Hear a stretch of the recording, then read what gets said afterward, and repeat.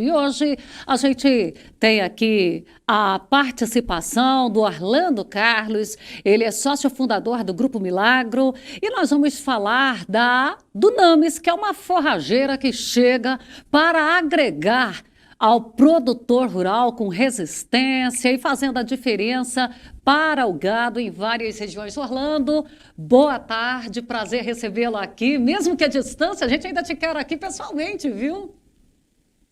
Boa tarde, Fabélia. Obrigado aí pela oportunidade de participarmos do seu programa, Sucesso no Campo, que realmente é um sucesso no campo. Obrigada. E quando a gente fala de Dunamis, bom, primeiro vamos falar do Grupo Milagro. Quem é o Grupo Milagro? Então, o Grupo Milagro, nós mexemos aí com sementes de forrageira já há vários anos, né? E temos aí a empresa, a Mineirão, Sementes para Pastagem, e a Milagro foi criada também nessa área para trabalhar com semente forrageira como produto inicial e principal, mas nós temos aí uma intenção de trazermos tecnologia para o campo, tecnologia que seja aí acessível para tentarmos resolver problemas em alguns setores. Então, criamos a Milagro, a Agro Brasil, e ela inicia agora com esse produto, que é uma semente de braquiária híbrida do Dunamis, e também com a TV Milagro, que queremos levar a informação do agro do Brasil para disseminar informações que consideramos aí importantes nesse setor, que é um setor muito relevante aqui para o Brasil. E quando a gente fala da Dunamis, que é essa tecnologia que vem chegando, qual é o espaço que a Dunamis quer ocupar e oferecer? O que ela tem de tecnologia diferente para o produtor rural? Dunamis é um híbrido de braquiária que ele foi obtido através da junção, do cruzamento de braquiária decumbis com braquiária marandu, com braquiarão.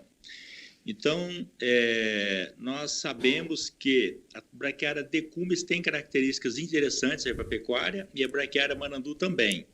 E sempre foi o sonho do produtor juntar essas duas braquiárias. E nós acabamos aí descobrindo um material desse, que foi desenvolvido até no México, e adquirimos essa genética, que vemos que isso aí tem uma importância muito grande para a pecuária aqui no Brasil, não só no Brasil, mas em outros países onde a braquiária é uma planta, é um gênero importante para a pecuária.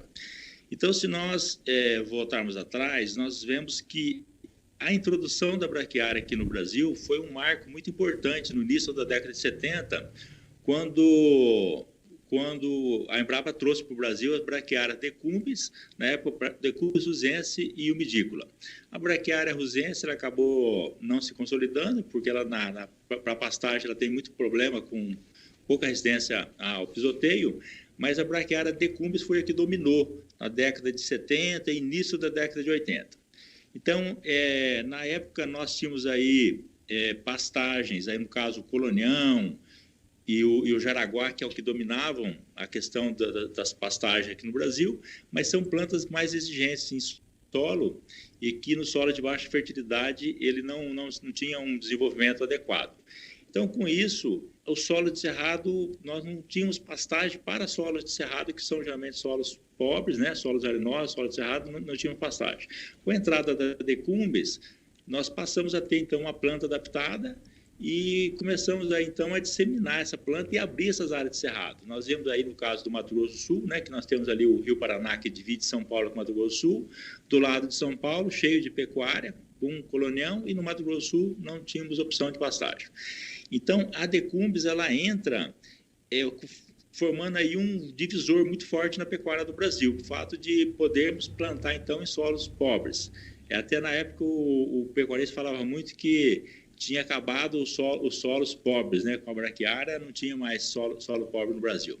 Bom, isso aí foi então um sucesso, mas quando foi em 1983, surgiu uma praga, que é a cigarrinha das pastagens, que começou a atacar muito forte a braquiária decumbens. Então foi uma situação que a cigarrinha atacava, matava a pastagem, e com isso acabava intoxicando os bezerros, uma situação muito ruim. Em 84, a Embrapa trouxe para o Brasil a braquiária marandu, que é resistente à cigarrinha. ela já existia em outros países, a Embrapa trouxe, e aí a Amarandu, ela resolveu esse problema, resistente à cigarrinha. Então a Decumbis diminuiu a área plantada e nós começamos a ter um avanço muito grande do plantio da Amarandu. A Amarandu, ela é resistente à cigarrinha, mas ela tem duas diferenças muito gritantes em relação à Decumbis. Ela é uma planta, a Amarandu ela é originária da África, das regiões de solos férteis da África, e a Decumbis é originária de regiões de solos pobres. Então, a Amarandu é uma braquiária muito mais exigente que a Decumbis. Então, mais ou menos aí, para a gente ter uma ideia, a gente considera que a Amarandu deveria ser plantada em solos com pH natural acima de 5,5, e a Decumbis poderia ser plantada em solos com pH natural acima de 3,8. Então, uma diferença muito grande, muito relevante em termos de fertilidade, mas que naquele momento ali, do problema da cigarrinha, isso aí não foi levado muito em consideração. E outra questão também é que a Amarandu não tem estolões. A Decumbis tem estolões, a Amarandu não tem. Então, nesse momento da mudança da Decumbis para a Amarandu, nós ganhamos algo muito importante e que no momento era inegociável, né, que é a resistência à cigarrinha, mas nós perdemos duas coisas também muito importantes, que são os estolões e essa resistência a solos de baixa fertilidade. Bom, com o passar dos anos, nós começamos a ter os problemas com a Amarandu de degradação de pastagem, que é muito mais forte na Amarandu do que na Decumbis. E essa questão, então, começa a ficar mais evidente quando você tem um solo pobre e planta Amarandu no primeiro momento. Nós temos ali a matéria orgânica que vai degradando, nós temos uma situação que, mesmo o solo sendo pobre, mas nos primeiros anos de cultivo ele consegue manter ainda uma pastagem em condição razoável. Mas quando esse Amarandu, esse braquiarão, chega a degradar, quando você planta ele uma segunda vez, aí a persistência dele é pequena. Com 2, 3 anos, geralmente ele já morre novamente, porque a fertilidade não suporta. Então, o produtor hoje, quando a pastagem degrada com o Amarandu, ele fica numa situação difícil, porque ele vai ter outras pastagens com exigência semelhante, tem os pânicos, que a exigência é maior ainda que as braquiárias, e teria Decumbis como uma braquiária de menos exigente, mas com problema de cigarrinha.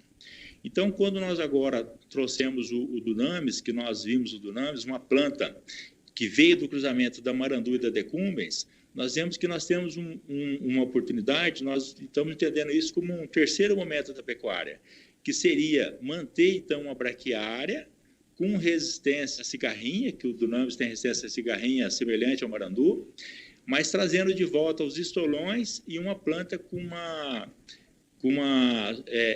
necessidade de fertilidade inferior ao Amarandu. Então, o Amarandu é considerado que teria que ter pH acima de 5,5, a Decumbis 3,8 e o Dunamis 4,8. Ele não é tão resistente a solos pobres como a Decumbis, mas é bem mais resistente a solos pobres que o Amarandu.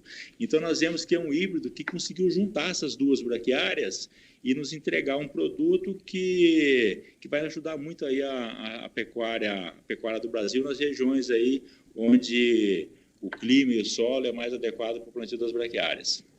E você falando aí para a gente já 12:10 aqui, para a gente encerrar, você falou das regiões. Quais são as regiões que o pecuarista pode fazer o uso com a Dunamis?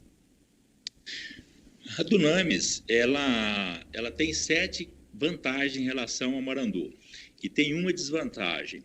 Entre essas vantagens, é a questão de resistência seca, ela é mais resistente à seca que a Amarandu, ela tem um crescimento inicial muito grande, então nós indicamos ela para o centro-oeste, região de Mata Atlântica, e região nordeste, região norte. A desvantagem dela é que ela é menos resistente a geadas que a Amarandu. Então, uma geada forte vai matar as duas. Sem geada não mata nenhuma. E uma geada moderada vai matar mais a Dunamis que a Amarandu.